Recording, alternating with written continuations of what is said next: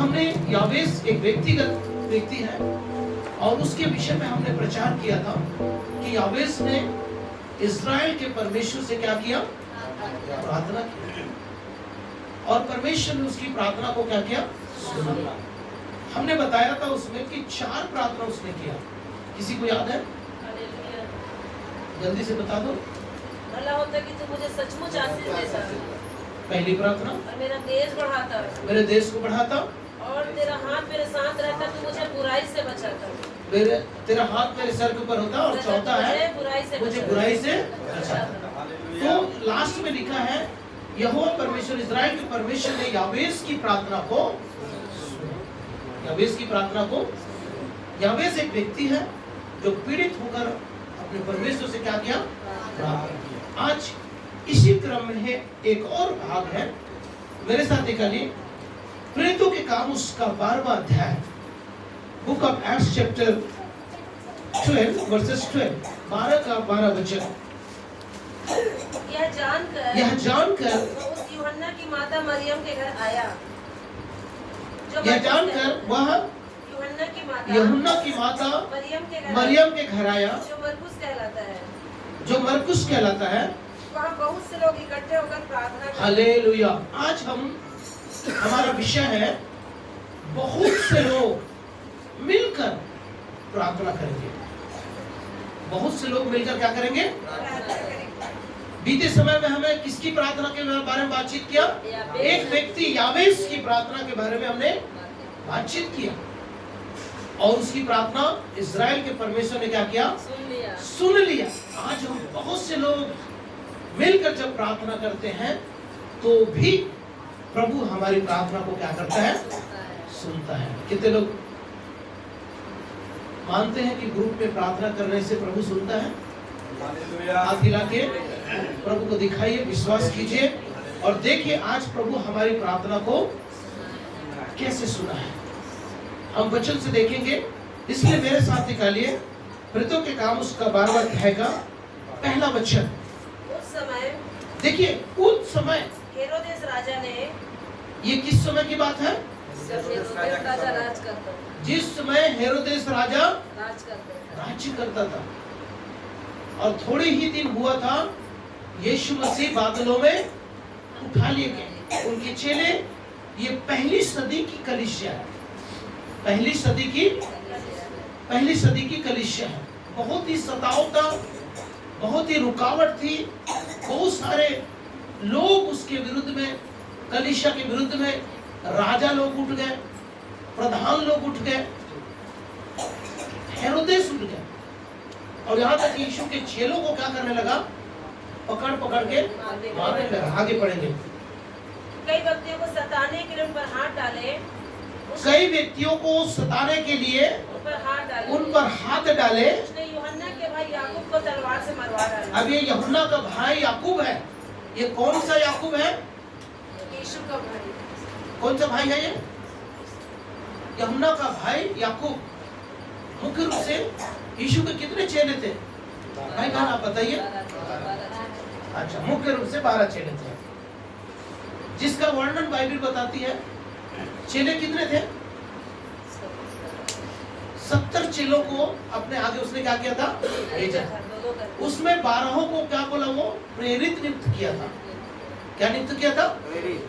जिसमें से 3 और मुख्य चेले थे। कौन कौन थे? पतरस, याकूब और यूहन्ना, प्रभु के नाम की। और उन दिनों में चेलों को ही क्या करने लगे थे? मारने लगे थे। और जब्दी के पुत्र याकूब और यूहन्ना दोनों सगे क्या थे? भाई थे, प्रभु के नाम की। और आगे लिखा है उसमें हेरोदेस ने क्या किया उसके साथ? तलवार से मरवा डाला। उसको तलवार से क्या कर दिया? मरवा डाला। जब उसने देखा कि यहूदी लोग इससे आनंदित, अब इससे यहूदी लोग क्या हो रहे हैं? आनंदित हो रहे हैं। और जो यीशु के चेले थे वे लोग भी क्या थे? वे लोग कौन थे? वे भी यहूदी थे, यीशु भी यहूदी थे। और यहूदी लोग मारे जा रहे हैं, यहूदी लोगों की संख्या घट रही है। और कौन लोग आनंदित हो रहे हैं? यहूदी लोग ही आनंदित हो रहे हैं, खुश हो रहे हैं करके लिखा। उससे क्या हो रहे थे? आनंदित आनंदित हो रहे थे। तो उसने पतरस को भी पकड़ लिया, अब जिस तरह से याकूब को मारा तलवार से, उसी रीति से पतरस को भी मारने के लिए पकड़ लिया। और वो अख़मीरी रोटी के पर्व का समय था, लिखा है फसह का पर्व, आगे लिखा है अख़मीरी रोटी के दिन थे, वो अख़मीरी रोटी के दिन थे। उसने उसे पकड़ के बंदीगृह में डाला और उससे पकड़कर बंदीगृह में डाल दिया, और 4-4 सिपाहियों के 4 पैरों में रखा, 4-4 सिपाहियों के 4 पैरों में रखा, और उसके हाथ और पैरों में क्या डाल दिया था? बेड़ियां डाल दिया।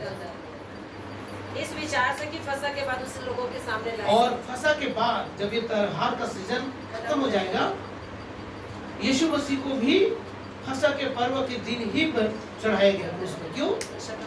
क्योंकि फसह का मेमना था। वो फरीसी लोग तो चाहते थे कि फसह का पर्व क्या हो जाए, बोलिए, बाहर हो जाए, निकल जाए, उसके बाद यीशु को चढ़ाया जाएगा। लेकिन किसकी इच्छा से यीशु को क्रूस में चढ़ाया गया? परमेश्वर की इच्छा से। कौन सा दिन चढ़ाया गया? फसह के दिन। क्यों फसह के दिन चढ़ाया गया? फसह के पर्व के दिन मेमने का क्या किया जाता है? यूहन्ना का सुसमाचार 1:29 में लिखा है, परमेश्वर का मेमना है। देखो, दूसरे दिन यीशु को अपनी ओर आते हुए देखा और कहा, ये परमेश्वर का क्या है? मेमना, जो जगत का पाप को उठा ले जाता है। तो यीशु जगत परमेश्वर का क्या है? वो मेमना है। और उसका बलिदान कौन सा दिन होना चाहिए था? फसह का दिन होना चाहिए था। और यही फसह के पर्व के दिन पतरस को भी पकड़ लिया। ऐसा होता तो पतरस को भी उसी दिन मार सकता था। लेकिन क्या मनुष्य की इच्छा से प्रभु के लोगों को खत्म किया जा सकता है? जोर से बोले हालेलुया। प्रभु के चेलों पर कोई हाथ डाल सकता है?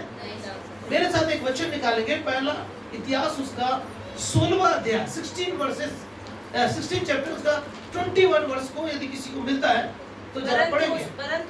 परंतु उसने किसी मनुष्य को उन पर अंधेर करने नहीं दिया। किस पर अंधेर करने नहीं दिया? बोलिए ना, मेरे ऊपर कोई मनुष्य अंधेर नहीं कर सकता। हालेलुया। हम सब के ऊपर प्रभु की इच्छा के बिना कोई भी हम पर अंधेर नहीं कर सकता। यदि आप परिवार में है, आपका पति आपके ऊपर अंधेर नहीं कर सकता, या कोई पत्नी अपने पति के ऊपर अंधेर, या घर वाले अंधेर नहीं कर सकते। क्यों? प्रभु छुड़ाने वाला। हालेलुया। आज यदि कलीसिया, आज यदि हम व्यक्तिगत रूप से याबेस की तरफ प्रार्थना करें, कैसे प्रार्थना किया याबेस ने? पीड़ित होकर प्रार्थना किया। और मंडली और कलीसिया भी लव लगाकर क्या कर रही है? हमने वो वचन को नहीं पढ़ पाई क्या? आगे में है मेरे ख्याल से वो वचन है, लव लगाकर वो लोग क्या कर रहे थे? प्रार्थना कर रहे थे। बाद में पढ़ेंगे। तो देखिए 6ठा वचन को फिर से पढ़िए। जब हेरोदेस उसे लोगों के सामने लाने को था, उसी रात पतरस 2 जंजीरों से बंधा हुआ 2 सिपाहियों के बीच में सो रहा था। हालेलुया। ये बहुत अच्छी बात है। अद्भुत है। ये हमको समझ में नहीं आता है। यदि कल किसी को कह दिया जाए कि तुमको फांसी की सजा इतने दिन में हो जाएगी। मैंने अक्सार की कहानी स्टोरी को सुना था कि जिस सुबह उसको फांसी होने वाला था तो वो रात भर नहीं सोया। और भी सद्दाम हुसैन का भी मैं कहानी, उसका डॉक्यूमेंट्री फिल्म देखा था। सद्दाम हुसैन को भी फांसी दिया गया। इन लोगों के जीवन को आप देखेंगे तो लोग घबरा रहे थे, रात भर सोए नहीं। लेकिन यहाँ पर पतरस को भी अगली सुबह क्या होना है? उसको भी बलिदान होना है, उसका भी सिर काटा जाना है। लेकिन सिपाहियों के बीच में वो क्या कर रहा है? आराम से सो रहा है। क्यों सो रहा है भाई? पूर्ण विश्वास के साथ। देव से बोल हालेलुया। कुछ तो है पतरस के अंदर, कुछ तो बात उसको याद आया होगा। कोई बताएगा? परमेश्वर का वचन याद आया।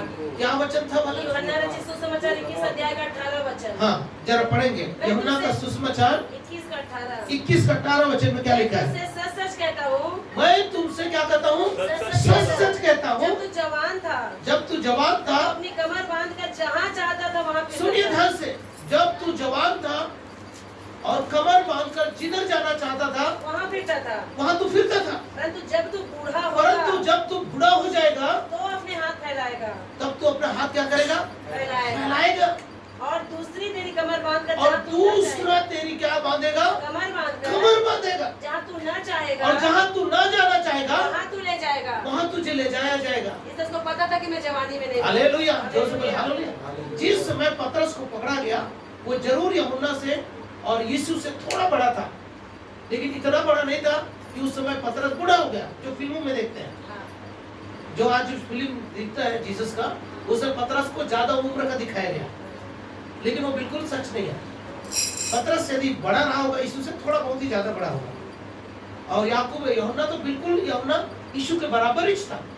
जोर से बोले हालेलुया। हालेलुया। प्रभु के नाम की स्तुति हो। अब जब उसे मालूम पड़ गया कि पतरस को कि यीशु ने मुझे क्या बोला है, कि अभी नहीं मरेगा, तू बूढ़ा बूढ़ा होगा होगा तो मरेगा, और अभी मैं क्या हूँ? जवान होगा। अभी तो ये यीशु को भी, यीशु ने भी उस लोमड़ी करके पुकारा, क्या कहा? उस हेरोदेस लोमड़ी से कह दे जाके कह दे आज और कल मैं क्या करता रहूंगा? प्रचार करता रहूंगा। जोर से बोले हालेलुया। वो शब्द उसको याद आया होगा, यीशु के वो शब्द, आज और कल मैं क्या करता रहूंगा? राज्य का सुसमाचार प्रचार करता रहूंगा। और तब तक लोगों ने उस पर हाथ नहीं डाला। प्रभु के नाम की नियत समय आया, यीशु को पकड़ा और उसे क्रूस में चढ़ाया। इसलिए पतरस को ये मालूम था। और एक वचन है अय्यूब की किताब में, जरा देखेंगे, मेरे ख्याल से अय्यूब 5:12 होना चाहिए।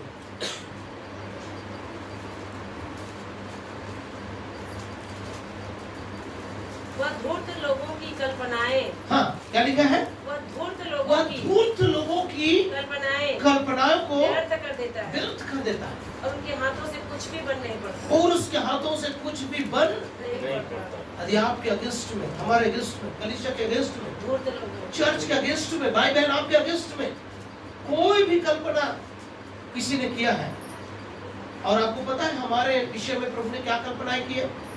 ये लाभ के, इसका 11 में लिखा है, लाभ के, जो कल्पनाएं मैं तुम्हारे विषय में करता हूँ उन्हें मैं क्या करता हूँ? जानता हूँ, और वे कुशल के हैं, हानि के नहीं है। वे किसके हैं? कुशल की कल्पना प्रभु ने हमारे लिए कर चुका है। लेकिन धूर्त लोग हमारे लिए कौन सी कल्पना करके बैठा है? व्यर्थ कर दिया। व्यर्थ कल्पना करके बैठा है। और प्रभु धूर्त लोगों की कल्पना को क्या करेगा? लिखा है व्यर्थ कर देगा। व्यर्थ कर देगा। और आगे और उनके हाथों से कुछ भी बन उनके नहीं हाथों से कुछ भी ना बन, पड़ेगा। वह बुद्धिमानों को, उनकी धूर्तता में ही फंसाता है, बुद्धिमानों को उसकी धूर्तता में फंसाता है। और कुटिल लोगों की युक्ति दूर की जाती है। कुचिल लोगों की युक्तियां यह दूर की जाती दूर की जाएंगी। जोर से बोले हालेलुया। हालेलुया। भाई बहन, आपके और मेरे विषय में, कलीसिया के विषय में हमें सतर्क होना है। ये इसलिए सतर्क होना है कि याबेस अपने परिवार, अपने जीवन के लिए सतर्क हुआ और उसने प्रभु से 4 प्रार्थनाएं कर बैठा, और ये इजराइल के परमेश्वर ने उसकी प्रार्थना को सुना। अब यहाँ पर पतरस बंदीगिरी में था और कलीसिया लौ लगाकर उसके लिए क्या कर रही है? प्रार्थना कर रही है। हालेलुया। कलीसिया लौ लगाकर उसके लिए क्या कर रही है? प्रार्थना कर रही है। लौ का अर्थ किसी को पता है? लौ लगाने का अर्थ क्या होता है? हाँ? कंटिन्यू लगन के साथ प्रार्थना लगन करना। के साथ। और क्या हो सकता है? निश्चिंत होकर। उन दिनों में हमारे जैसे एलईडी लाइट नहीं हुआ करते थे। क्या हुआ करते थे? मशालें हुआ करते थे। दीपक। दीपक जलाकर, लौ लगाकर, दिया जलाकर, रात में, दिन में तो नहीं जलाएंगे ना, दिन में जलाएंगे। इससे पता चलता है कि ये लोग जिस समय प्रार्थना कर रहे थे वो समय रात का था। कलीसिया रात की प्रार्थना कर रही है, वो भी दिया जला के, मशाल जला के, एक मन होकर, एक चित्त होकर। पूरी कलीसिया पतरस के लिए क्या कर रही है? लौ लगाकर प्रार्थना। लौ लगाकर एक चित्त, एक मन होकर के प्रार्थना कर रही है। उस प्रार्थना का उत्तर में लिखा है वहां पे ज्योति चमकी। क्या चमका? तो देखो प्रभु और का स्वर्गदूत आ खड़ा हुआ। सुनिए, यूहन्ना का सुसमाचार में एक वचन है 8:12 में क्या लिखा है? वहां पे परमेश्वर ने ज्योति के बारे में बताया। यीशु ने उन लोगों से कहा, यीशु ने उन लोगों से क्या कहा? जगत की ज्योति मैं हूँ। सुनिए, ज्योति चमकी मतलब कौन आया? यीशु आया, क्योंकि जगत की क्या है? यीशु। ज्योति है, जगत की यीशु क्या है? ज्योति है, और वहां से सबसे पहले कौन आया? ज्योति चमकी, ज्योति चमकी मतलब यीशु की उपस्थिति वहां पे आ गई। आ गई। जब आप प्रार्थना करेंगे रात्रि में लौ लगा के, मशाल जला के, कैंडल जला के या टेबल लैंप जला के जब आप प्रार्थना करेंगे तो वहां पे क्या चमक गई? ज्योति चमकी। सबसे पहले ज्योति चमकी और उसके बाद और उसने पतरस की पसली पर हाथ मार के उसे जगाया, पतरस के पसली में हाथ मारकर उसे जगाया और कहा उठ जल्दी कर, उठ और जल्दी कर। और उसके हाथों से जंजीरें खुलकर गिर पड़ी। देखो लोहे की जंजीरें कैसे खुल गई? ऑटोमेटिक है। ज्योति चमकी, ज्योति चमकी। प्रभु की उपस्थिति में आजादी है, छुटकारा है। प्रभु के नाम की बंधनें खुल जाती है, जुआ टूट जाता है। अभिषेक से यशायाह 10:27 में लिखा है अभिषेक के कारण जुआ टूट जाएगा। और यशायाह नबी की पुस्तक उसका 45 अध्याय 45 का 2 को जरा पढ़ेंगे। यशायाह 45:2।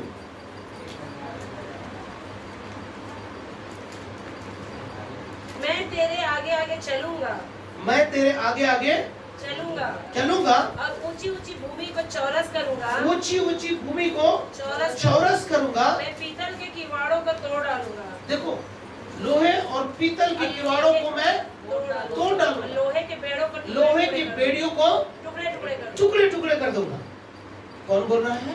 परमेश्वर बोल रहा है। ज्योति चमका, यीशु आया, यीशु की उपस्थिति वहां पर आ पहुंचा और जैसे ही आया लोहे के बंधा हुआ पत्थरस का जंजीरें क्या हो गया? छूट गया, खुल गया। और वहां पे कुछ हो रहा है। तब स्वर्गदूत ने उससे कहा, वहां पे स्वर्गदूत आया और स्वर्गदूत ने आकर पतरस के पसली में हाथ मारा और उसको जगाया और उठ जल्दी कर। और उसके हाथों से जंजीरें खुलकर गिर पड़ी, और उसके हाथों से जंजीरें खुलकर गिर पड़ी। कैसे खुला ये भी आपको मालूम पड़ गया। कैसे छुड़ाता है मैं आपको एक वचन बताऊंगा। व्यवस्था विवरण उसका 32 अध्याय उसका 36 वचन, डिट्रोनॉमी 32:36। क्योंकि जब यहोवा देखेगा, सुनिए, यहोवा क्या करेगा? देखेगा कि मेरी प्रजा की शक्ति जाती रही, मेरी प्रजा की शक्ति जाती रही। अभी पतरस बंदीगिरी में है, क्या उसका विरोध कर सकता है? नहीं कर सकता। क्यों? यीशु ने कहा मैं भेड़ के नहीं तुम्हें भेड़ियों के बीच में भेजता हूँ। यीशु ने क्या कहा?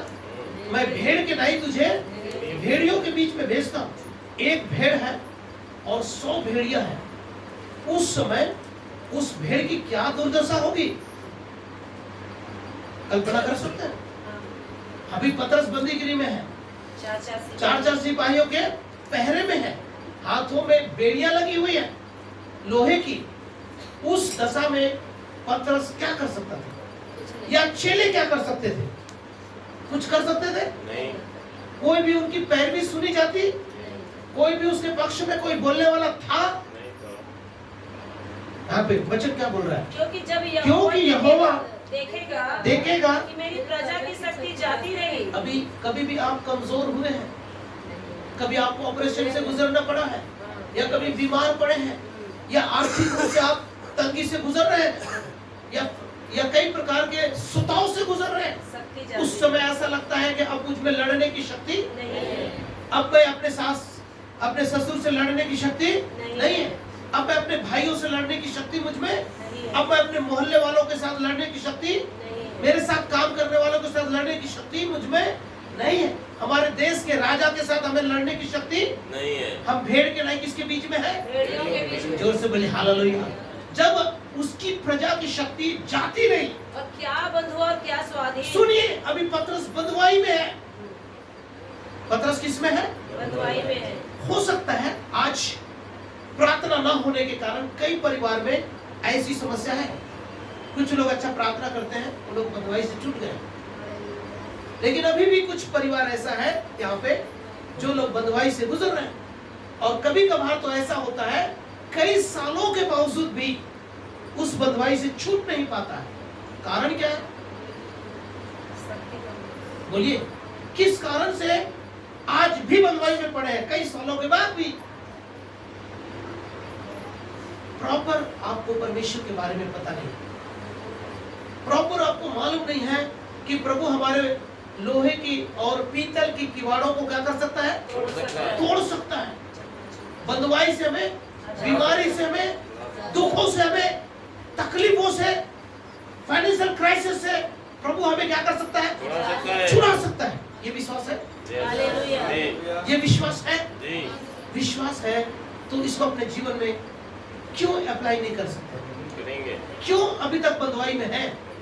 यहाँ बैठे हुए कोई भाई बहन ये मान सकता है कि मेरा पूरा बंदवाई छूट चुका है, मैं पूरी तरह से आजाद हो चुका हूँ, कभी मुझे फाइनेंशियल या आर्थिक तंगी या ड्यूटी में या परिवार में कोई प्रकार के रोग, बीमारी, दुर्बलता से मैं बिल्कुल आजाद हो चुका हूँ, ऐसा कहने वाला है?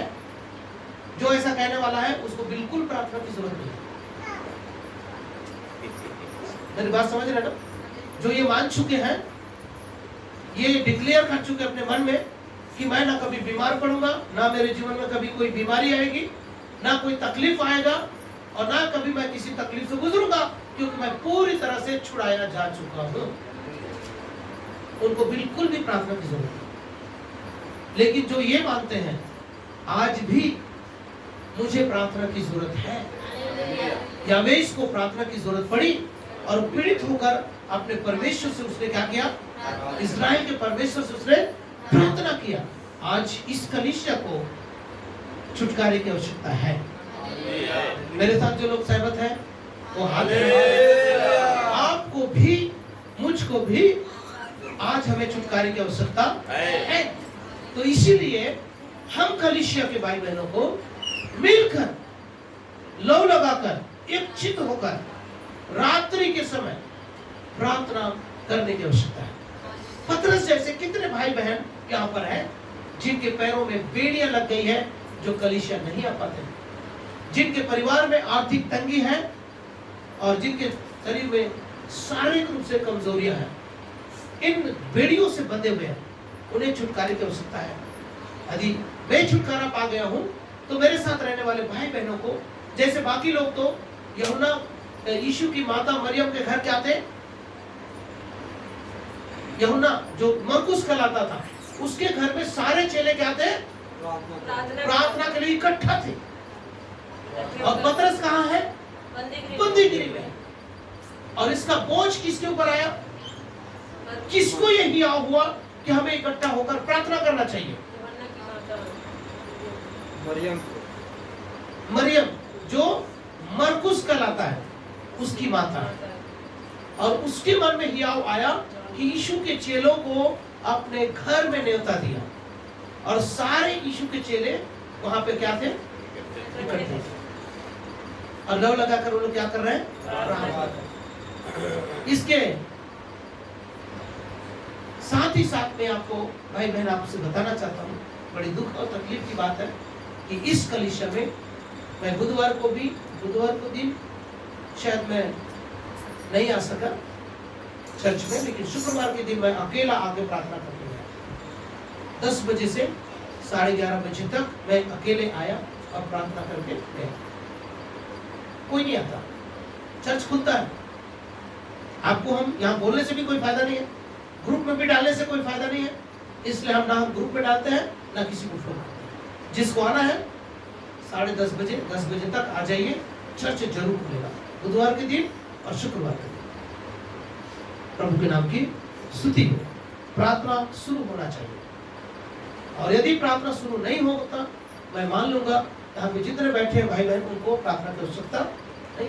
सब लोग आजादी पा चुके हैं, छुटकारा पा चुके हैं, लेकिन मैं सोचता हूँ अभी भी कितने भाई बहन हैं जिनको प्रार्थना की आवश्यकता है। लव लगा के प्रार्थना करने की आवश्यकता है। इस प्रार्थना का उत्तर क्या मिलता है, आइए जरा देखेंगे। वापस आइए, प्रेतों के काम उसका 12वां अध्याय 9 वचन को पढ़िए। और निकल कर उसके पीछे हो लिया। अब वहां पर कुछ बातें लिखा हुआ है। वहां पे स्वर्गदूत उपस्थित आ खड़ा हुआ, वहां पे ज्योति चमकी और पतरस की पसली में हाथ मारा और उसे जगाया, और जल्दी ही वो जल्दी उठा और उसकी जंजीरें क्या हो गई? खुलकर गिर पड़ी। स्वर्गदूत ने उसे कहा कमर बांध। अभी कमर बांधने का मतलब किसी को पता है? सत्य से कमर जोर से बोले हालेलुया। हालेलुया। बाइबल बताती है कि सत्य से ये कमर कस एक प्रकार से हथियार है। हालेलुया। सत्य से क्या करना? कमर कमर को कसना। सत्य से क्या करना? कमर को कसना। और ज्योति का अर्थ होता है भजन संहिता 119 105 में, तेरा वचन मेरे लिए। इसका मतलब ये हुआ ज्योति चमका, मतलब परमेश्वर का वचन हालेलुया। अगुवाई करेगा। कैसे अगुवाई करेगा? पढ़िए भजन संहिता 119 का 105, तेरा वचन मेरे लिए पाँव के लिए मिल गया। भला होता है। भजन संहिता 119 का 105, तेरा वचन तेरा वचन मेरे पाँव के लिए दीपक यहाँ है। पर ज्योति चमकना। जो बाइबल अध्ययन करते हैं, जो बाइबल को पढ़ते हैं, उसके जीवन में मार्गदर्शक कौन है? वचन। वचन। ज्योति जो है मार्गदर्शन करता है, प्रकाश जो है मार्गदर्शन करता है। वो ज्योति कौन है? यीशु है। यीशु। जैसे ज्योति चमका मतलब यीशु आ गया, और यीशु हमारा क्या करेगा? मार्गदर्शन करेगा। हम प्रार्थना करेंगे, प्रभु मार्गदर्शन करेगा। जो बंधुआई में है, जो तकलीफ में है या बीमारी में है, उसके बंधुआई को खोलने के लिए प्रभु का दूतों को आज्ञा मिलेगा। प्रभु के दूत कौन है? बोलिए जरा, याजक। प्रभु के दूत कौन है? याजक। हम जो बाइबल में पढ़ते हैं, जिब्राइल, मिखाएल, गैब्रियल, सही है ना? हालेलुया। गैब्रियल के बारे में लिखा है वो संदेशवाहक था, मैसेंजर है। और मिखाएल के विषय में लिखा है वो शैतान से हमारे लिए क्या करता है? लड़ने वाला है। और सराफ के विषय में लिखा है वो प्रभु की पवित्रता की रक्षा करते हैं, प्रभु की स्तुति करते हैं।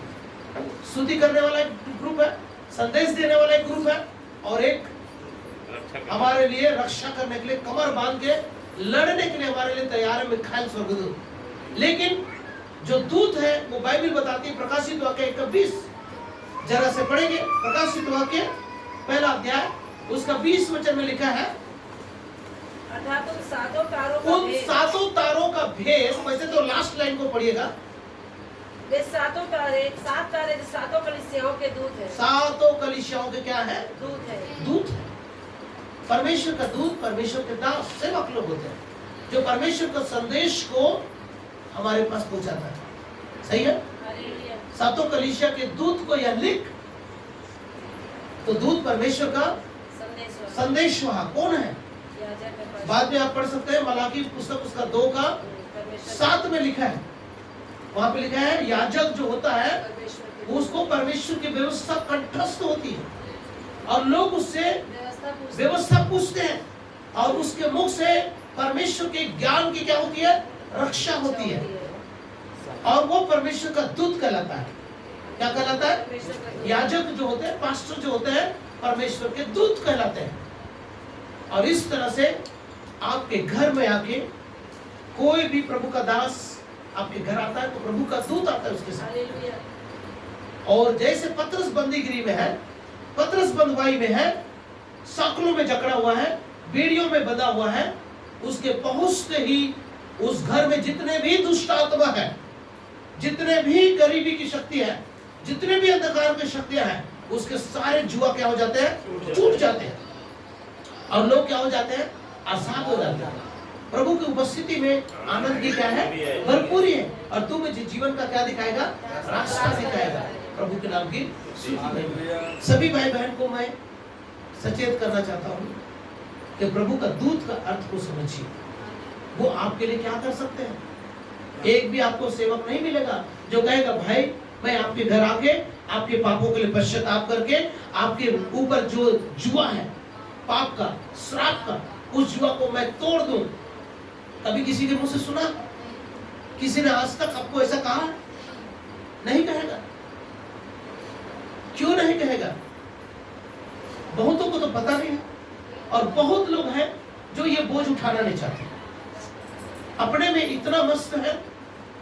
बड़ी कलीसिया है, व्यक्तिगत रूप से एक परिवार में जाके प्रार्थना करना मुश्किल है। हमारा एक भाई हमारे साथ काम करता है, कल उसकी पिताजी को हॉस्पिटल में, जनानी हॉस्पिटल में एडमिट किया। मैं 2 दिन पहले उनके घर जाके प्रार्थना करके आया। जब भी कुछ विपत्ति पड़ता है हमारे कलीसिया में नहीं आता, वो पास्टर थियोफिलस की कलीसिया में जाता है। वो बता रहे थे कि हमारे पास्टर जो है हफ्ता में एक दिन विजिट के लिए हमारे घर आते हैं। एक बार ऐसा हुआ था कि हम 3 भाई वहां पे उनके घर में बैठे हुए थे। जस्ट हम प्रार्थना करके निकल ही रहे थे कि वो पास्टर आ गया। वो पास्टर के आने के बाद उस पास्टर का मुंडी इतना बड़ा हो गया, क्योंकि वो लड़का मेरे साथ काम करता है। उसको लगने लगा कि मैं उसको अपने वो खींच लूंगा। ऐसा कुछ भी नहीं। आज भी वो लड़का अपने चर्च को जाता है, हमारे साथ काम करता है। जब भी उसके ऊपर विपत्ति आता है, उसकी माँ 15 दिन पहले आई, उसको एम्बुलेंस में भर कर लाए थे, पता है। और अभी वो खुद के पैरों पे बल चढ़ के चलती है। उसका बंधन खुला। वो खाट में पड़ी हुई थी। मैंने उनके पिताजी से अंगीकार करवाया। उसके बड़े भाई आए थे, उसके मामा जी आए थे, उनसे अंगीकार कराया। और वो माँ तो बोल नहीं सकती, उसका जुबान भी लकवाग्रस्त था, लेकिन अभी उनके चल फिर रही। जोर से बोले हालेलुया। उस घर में उस जंजीर को प्रभु ने क्या किया? प्रभु अपने सेवकों के द्वारा बंधुआई से छुड़ाता है। जोर से बोले हालेलुया। पतरस के पास प्रभु का दूत आया है। पतरस के पास प्रभु का दूत आया। क्या करने के लिए आया है? पतरस को जगाने के लिए आया। और उसके बाद उसको पतरस उस दूत के पीछे हो लिया। आज कितने लोग पास्टर के पीछे चलते हैं? मतलब प्रभु के दूत, पास्टर बोलूंगा तो बुरा लग जाएगा, मेरे पीछे मत आइए, प्रभु के दूत के पीछे जाइए। यदि छुड़ा लिए गए हैं तो प्रभु के दूत के पीछे जाइए। पतरस का बंधन जब खुला तो वो स्वर्गदूत इधर जा रहा है और पतरस दूसरा दिशा में भागा गया। पतरस किसके पीछे गया? परमेश्वर के दूत के पीछे गया। और दूत ने कहां तक उसकी अगुवाई किया? उस गली तक उसका अगुवाई किया, जहां से वो आसानी से लोग जहां पे लौ लगा के प्रार्थना कर रहे हैं उस जगह तक पहुंच सके। स्वर्गदूत एक सीमा तक आपके अगुवाई करेगा। उसके बाद आप ही को अंडरस्टैंड करना पड़ेगा कि मुझे छुड़ाने वाला प्रभु का दूत है। अभी तक पतरस क्या सोच रहा था? जरा पढ़ेंगे। तब स्वर्गदूत ने उससे कहा, कमर बांध। हाँ। और अपने जूते पहन ले। अब जूते क्या है? ये सुसमाचार का जूता। जूते क्या है? ये सुसमाचार का जूता है।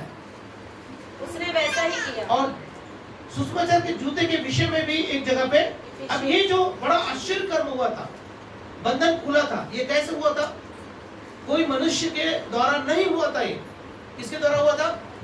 परमेश्वर के बल और परमेश्वर के शक्ति के द्वारा। जकरिया नबी की पुस्तक उसका 4 अध्याय 6 वचन में लिखा है 6 और 7 में, जरुब्बाबेल के लिए यहोवा का वचन सुनो, ना तो बल से ना तो शक्ति से, परंतु यहोवा के आत्मा के द्वारा हो सकता। और आगे 7 वचन में लिखा है, ए बड़े पहाड़ तू क्या है? जरुब्बाबेल के सामने क्या हो जा? मैदान में। अभी पतरस को पहाड़ के जैसा लग रहा था, सही है। कलीसिया को भी अभी तो याकूब को तो मार दिया, पतरस को भी क्या कर सकता है? मार सकता है। ये बातें उनको पहाड़ जैसे लग रहे होंगे, लेकिन जब लौ लगाकर प्रार्थना किया, कलीसिया क्या हो गया? कलीसिया की प्रार्थना से वो पहाड़ जैसा हेरोदेस परमेश्वर के दूत के सामने, परमेश्वर की शक्ति के सामने क्या बन गया? बिल्कुल मैदान हो गया, घुटने टेक दिया। जोर से बोले हालेलुया। और पतरस आसानी से वहां से निकल गया और वो यहोवा के दूत के पीछे चला, परमेश्वर के दूत के पीछे चला और उस स्थान पर पहुंचकर उन्होंने प्रभु की महिमा किया। हालेलुया। तो वहां पर जूते के विषय में यहाँ पे रूत की किताब में लिखा है 4 का 7 होना चाहिए। रूत की किताब अध्याय 4 वचन 7।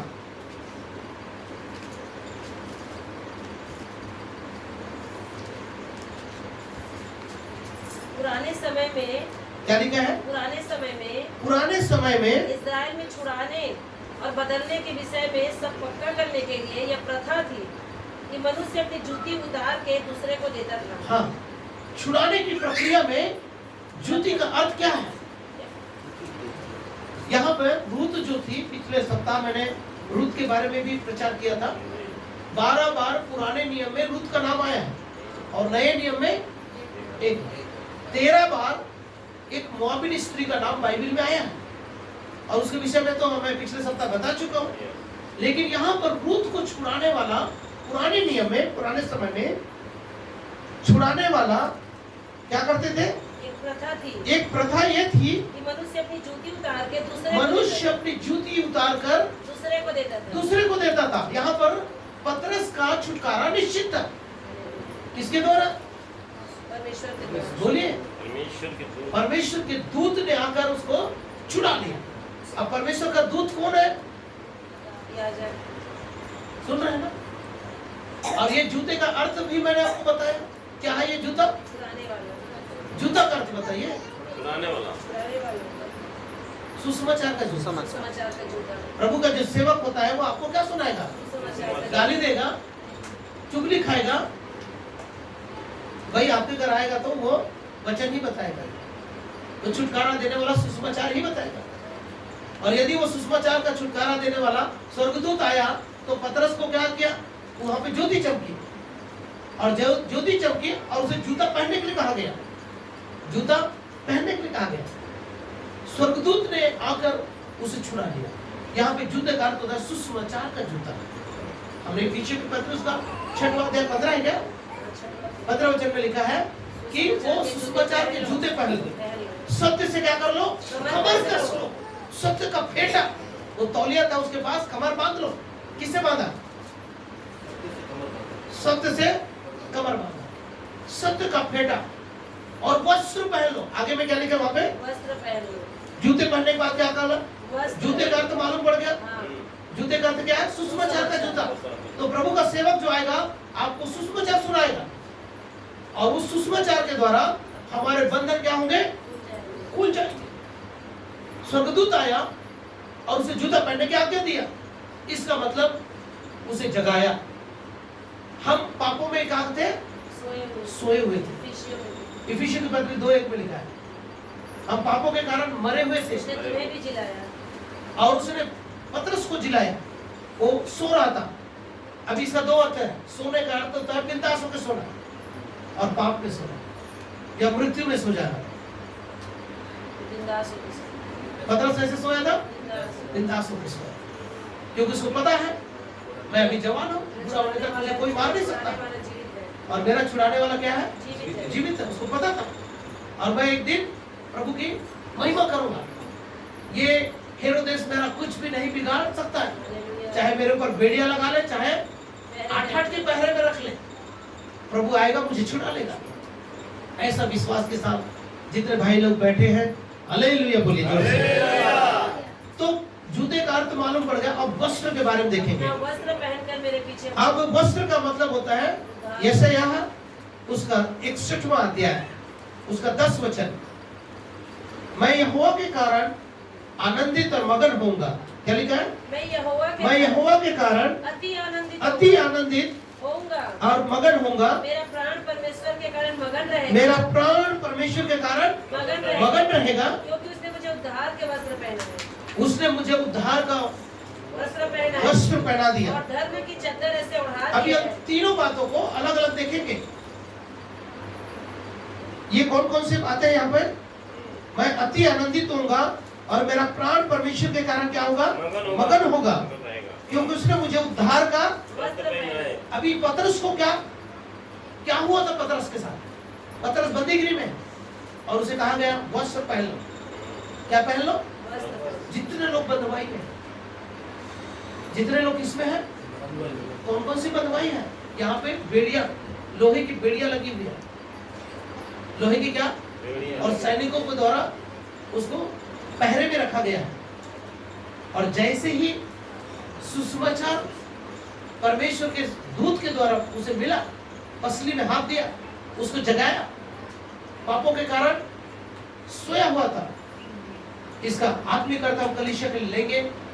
यदि कलीसिया सोया हुआ है, ये कलीसिया जगा हुआ है, सोया हुआ है। मैं सभी भाई बहन से पूछ रहा हूँ, ये कलीसिया जागा हुआ है कि सोया हुआ है? जगा हुआ है। जगा हुआ है। पतरस को क्यों पसली मारना पड़ा? पतरस के पसली में क्यों हाथ मारना पड़ा? सोया हुआ था। क्योंकि सोया हुआ था। तो आज आप क्या महसूस कर रहे हैं? सोए हुए महसूस कर रहे हैं कि जागे हुए महसूस कर रहे हैं? जागे हुए महसूस कर रहे हैं। Very good. जो जागे हुए हैं उसको जगाने की जरूरत नहीं। अपना अपना वस्त्र धारण कर लीजिए। प्रकाशित वाक्य 22 का 11 में लिखा है और 14 में, धन्य जो अपना वस्त्र क्या कर लेते हैं? धो लेते हैं। जागृत है, मान ले जागृत है तो वस्त्र गंदा हो सकता है, उसे धोना पड़ेगा। इससे परमेश्वर के वचन से। और यदि वस्त्र उतर चुका है, जैसे हम श्रेष्ठ गीत अध्याय 5 का 2 में हमने क्या पढ़ा था? मैं तो सोती थी परंतु मेरा मन जागता है। और वहां पे लिखा है मैं अपना वस्त्र उतार चुकी हूं। और वस्त्र उतारने का अर्थ उद्धार हो चुका था। पतरस वस्त्र उतार के सोया था, इसलिए उसको वस्त्र पहनने की जरूरत पड़ी। और पतरस कौन है बताइए जरा? थोड़ी देर पहले मैंने बताया था, पतरस उन मुख्य चेलों में से था जो यीशु के साथ चला करते थे। मुख्य 3 चेलों में से एक था। जो बोले हालेलुया। वो पतरस अपना वस्त्र उतार के सो रहा था। बहुत इसका आत्मिक अर्थ है, इसका बहुत बड़ा भेद है। सोने का अर्थ पता है, पाप में सोना, मृत्यु में सोना, नींद में सोना, बेफिक्र होकर सोना। कभी कभार शत्रु कब हमारे जीवन में वार करता है? बोलिए, जब हम लापरवाह होते हैं। इस समय सेवक लोग क्या कर रहे थे? सो रहे थे। थोड़ी और नींद, एक और झपकी, आलस्य के कारण सो रहे थे। कलीसिया पतरस के समान महसूस करता है अपने आप को। सब ठोकर खाएगा प्रभु, मैं ठोकर नहीं खाऊंगा। और कौन ठोकर खाए? वही खाए। सही है ना? उसको पता है प्रभु मुझे छुड़ा लेगा, लेकिन फिर भी कलीसिया को भी यही पता है, मेरा उद्धार हो चुका है, मैं बपतिस्मा ले चुका हूँ, मैं बपतिस्मा ले चुका हूँ, मैं उद्धार पा चुका हूँ, मैं घर में घंटों प्रार्थना करता हूँ, घर में मैं बाइबल अध्ययन करता हूँ।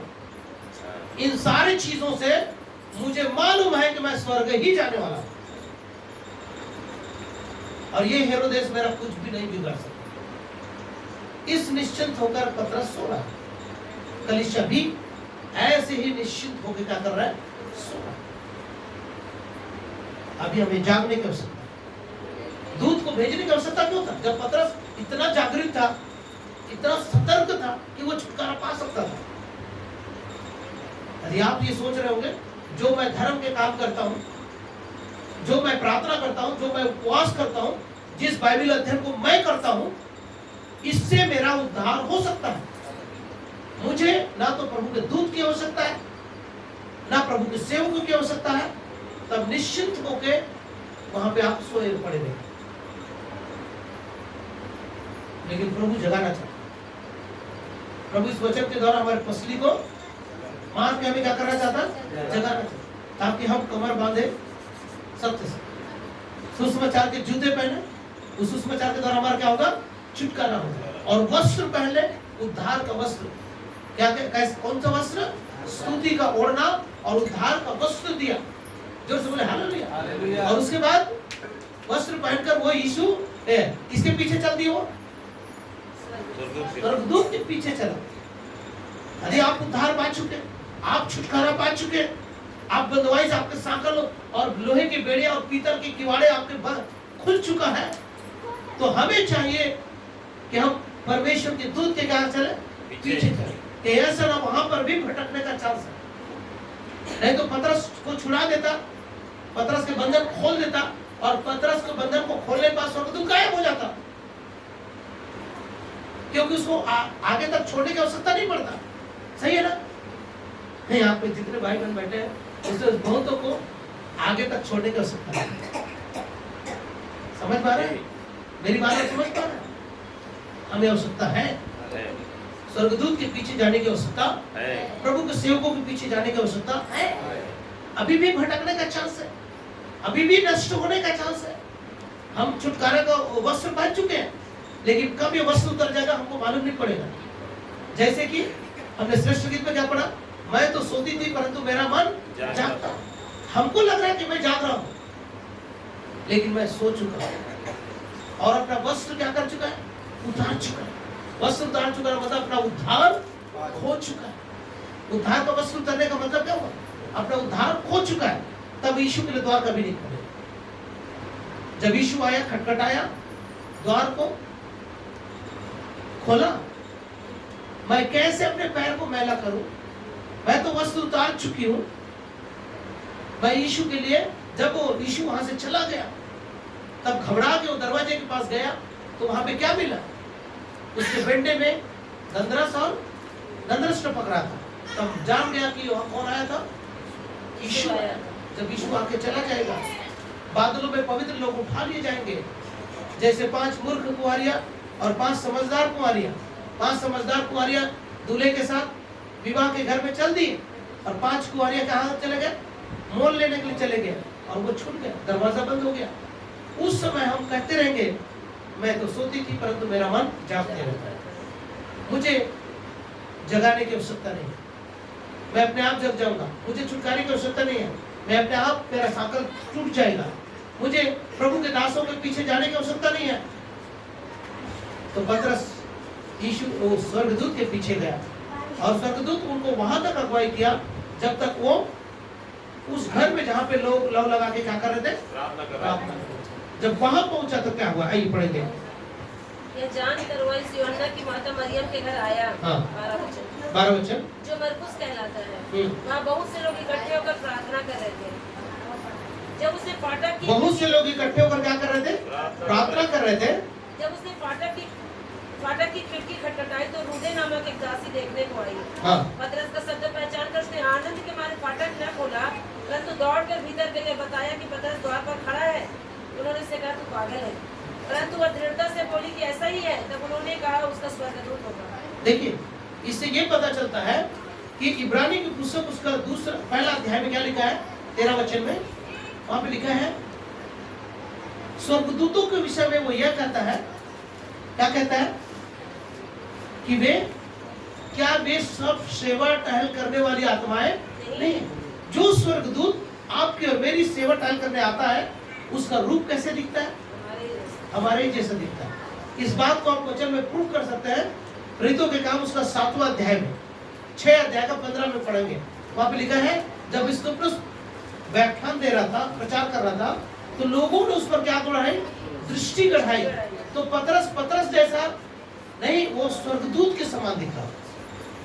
अब यहाँ पे लिखा है, पतरस आके दरवाजा खटखटा रहा है, और रूदे नाम की स्त्री जो थी उसने देखा, और लोगों ने क्या कहा? वो पतरस का स्वर्गदूत होगा। मतलब पतरस के जैसा दिखने वाला स्वर्गदूत को तुमने देखा होगा, जो उसकी सहायता करने के लिए उसको देखा होगा। वो पतरस नहीं है। यह आश्चर्य कर्म। कौन सा आश्चर्य कर्म? जो हमारे हृदय में न समझ। पहला कुरिन्थी उसका 2 अध्याय उसका 9 वचन में क्या लिखा है? वहां पे लिखा है, जिन बातों को आंखों ने नहीं देखा, जिन बातों को कानों ने नहीं सुना, वो जो हमारे चित्त में ना चढ़ा हो। कोई सोच सकता था क्या उस समय पतरस को छुटकारा मिल सकता था? प्रभु अपने व्यवस्था के अनुसार, जब प्रजा निर्बल हो जाती है, जब कलीसिया निर्बल हो जाती है, तब प्रभु अपने दूतों को भेजता है छुड़ाने के लिए। क्या करने के लिए? आज इस कलीसिया को मैं महसूस करता हूँ छुटकारे की आवश्यकता है। आज इस कलीसिया को किसकी आवश्यकता है? छुटकारे की आवश्यकता है। इस कलीसिया को प्रभु के दासों के पीछे चलने की आवश्यकता है। सुन रहे हैं? इस कलीसिया को ज्योति की आवश्यकता है, परमेश्वर का वचन। इस कलीसिया को किसकी जरूरत है? परमेश्वर के वचन की आवश्यकता है। और कलीसिया को अपना अपना उद्धार को चेक करने की आवश्यकता है। जो लोग अपना वस्त्र उतार चुके हैं, जो लोग सुसमाचार को भूल चुके हैं, उनको जूते पहनने की आवश्यकता है। प्रभु सुसमाचार के द्वारा हमें छुड़ाना चाहता है।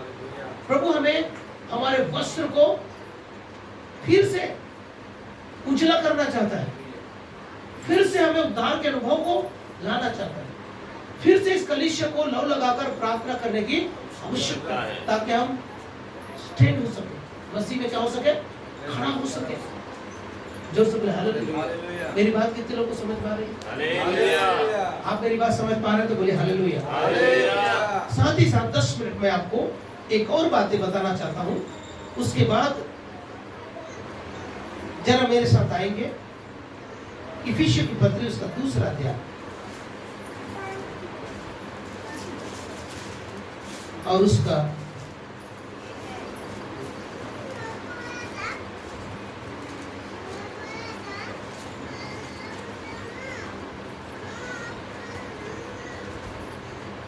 पहला और दूसरा वचन। उसने तुम्हें भी हाँ पढ़िए। उसने तुम्हें भी जिलाया उसने तुम्हें भी जिलाया जो अपने अपराधों और पापों के कारण मरे हुए थे जो अपने अपराधों और पापों के कारण मरे हुए थे जिनमें तुम पहले संसार की रीति पर तुम संसार की रीति पर और आकाश के अधिकार के हाकिम हाँ अर्थात उस आत्मा के अनुसार चलते थे जो अब भी आज्ञा न मानने के वालों में कार्य करता है। आज्ञा न मानने वालों के ऊपर क्या करता है? कार्य करता है। और आगे इनमें हम भी सब के सब पहले अपने शरीर के लालसाओं में दिन बिताते थे और शरीर और मन की इच्छाएं पूरी करते थे। शरीर और मन की सब इच्छाओं को क्या करते थे? पूरी करते थे। और अन्य लोगों के समान स्वभाव से क्रोध की संतान थे। अन्य लोगों के तरह स्वभाव से ही हम क्रोध के संतान थे। परंतु परमेश्वर ने जो दया का धनी है हाँ अपने उस बड़े प्रेम के कारण जिससे उसने हमसे प्रेम किया जब हम अपराधों के कारण मरे हुए थे हाँ तुम्हें मसीह के साथ जिलाया। हाँ ध्यान दीजिए, यहाँ पे हम तीन बातें देखेंगे। परंतु पांचों वचन से जब हम अपराधों के कारण मरे हुए थे तो हमें मसीह के साथ जिलाया। हमें मसीह के साथ जिलाया और अनुग्रह ही से हमारा उद्धार हुआ है।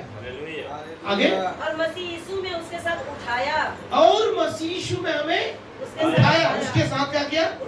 उठाया। और स्वर्गीय स्थानों में उसके साथ बैठाया और उसके बाद हमें स्वर्गीय स्थानों में बैठाया गया। तो अपनी उस कृपा से जो मसीह यीशु में हम पर है आने वाले समयों में अपने अनुग्रह का असीम धन दिखाया। हालेलुया। तो जिलाया जाना पहली बात। दूसरा जिलाया, उठाया, बैठाया और स्वर्गीय स्थान में बैठाया। और अपने ही उस कृपा के अनुसार जो मसीह यीशु में हम पर है आने वाले समय में अपने अनुग्रह का असीम धन दिखाया। जोर से बोले हालेलुया। तो पापों के कारण जो मरे हुए थे उसको यीशु ने क्या किया? जिलाया। कितने लोग हैं जो पापों के कारण मरे हुए हैं? जिलाने की आवश्यकता है, आवश्यकता है। जब हम पाप के दशा में थे, जब हम पाप के दशा में थे हमें इसकी आवश्यकता थी। और उस समय हमने कहा प्रभु मुझे जिला, और प्रभु ने हमें जिलाया। जैसे पतरस सो गया था, पसली में हाथ देकर उसको जगाया। आज हमें भी पसली में हाथ देकर प्रभु जगा रहा है। जो लोग विश्वास में खो चुके हैं, जो लोग पापों में मर चुके हैं, उन्हें उस प्रभु क्या किया है? जगाया, जिलाया है। जिलाया है और जगाया है। समझ पा रहे हैं? जगाया कब? जो सो जाते हैं। सोने के बारे में है पाप में सोना। जो लोग पाप में सोए हैं प्रभु उसको जगाना चाहता है। जो नींद में सोए हैं, बाहरी नींद में पड़ा है, किसे पड़ा है? आलस्य का नींद, उसे भी आवश्यकता है जगाने का। पतरस को मालूम था यीशु मुझे जिलाएगा, प्रभु मुझे बचा लेगा, तो उसको जागृत रहना चाहिए था, उसको सोने की आवश्यकता नहीं था। सही है? तब आप बोलेंगे भजन संहिता 127 में प्रभु अपने प्रियों को यूं ही मीठे नींद, वो तो नींद में सो रहा था। वो तो क्या सो रहा था? नींद में सो रहा था। कलीसिया भी बेफिक्र होके नींद में सो रहा था। अभी हमें जगा नहीं किया उसको, और जागने के बाद उसको उठाया। जगाने के बाद क्या किया? उसको उठाने के बाद क्या किया? स्वर्गीय स्थानों में बिठाया। क्या करने के लिए? यदि आप सोचते हैं कि मसीह मुझ में है, मैं मसीह में हूँ, मसीह मुझ में है और मैंने मसीह को क्या कर लिया है? पहन लिया है। इतने लोग कह सकते हैं कि मैंने मसीह को पहन लिया। हाथ हिला के बोलिए मैंने मसीह को। अब जब हमें प्रभु स्वर्गीय स्थान में बैठाएगा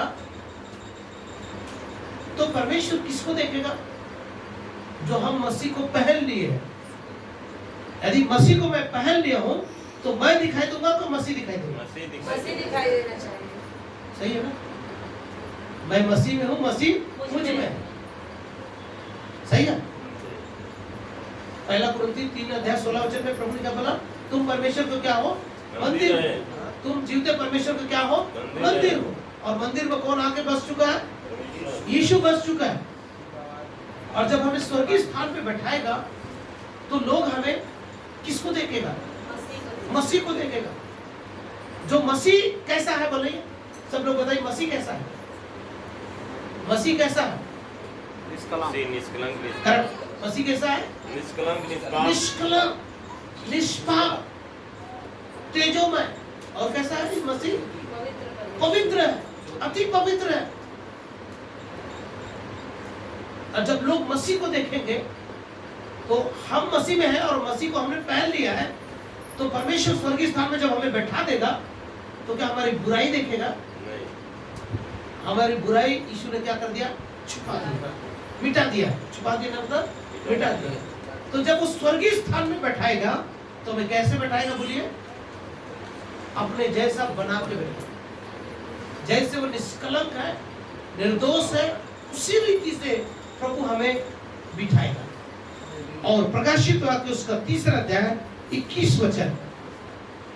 जो जय पाए, अब देखिए उस सिंहासन तक पहुंचने के लिए हमें संसार के सब बातों के ऊपर क्या पाना है? जय पाना जय है। पाना है। जो जय पाए, जो जय पाए, मैं उसे अपने साथ मैं अपने साथ अपने सिंहासन पर बैठाऊंगा। अपने ही सिंहासन पर क्या करूंगा? उसको बैठाऊंगा, बैठाऊंगा। जैसे मैं भी जय पाकर देखो कहाँ बैठाने की बात कर रहा है? अपने सिंहासन पर। सुनिए ध्यान से। उसने जिलाया, उसने जगाया। क्यों?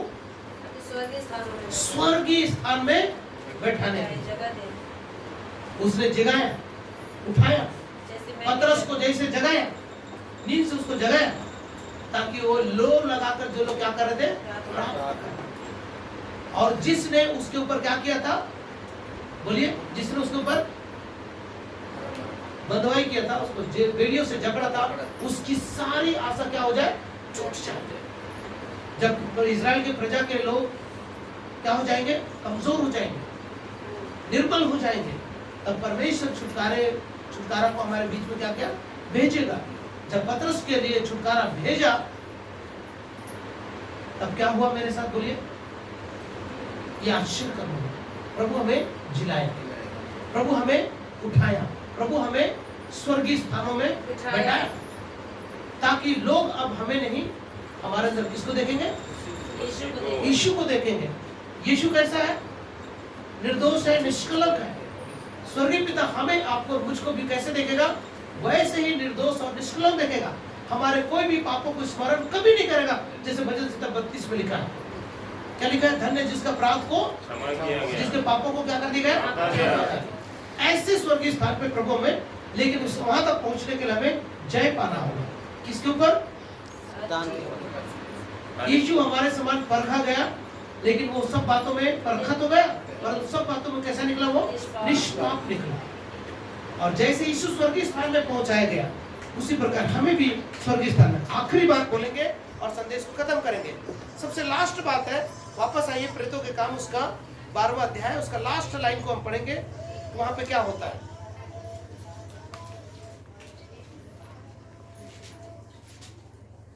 लास्ट वचन। हाँ, जब हेरोदेश क्या कर रहे थे वहां पे? एक व्याख्यान दे रहे थे। 20 वचन से पढ़े। हेरोदेस सूर और सैदा के लोगों से बहुत अप्रसन्न था। अप्रसन्न था। इसलिए वे एकचित्त होकर उसके पास आए हाँ। और बलास्तुस को, जो राजा के कर्मचारी था, मनाकर मेल करना चाहा, क्योंकि राजा के देश से उनके देश का पालन पोषण होता था।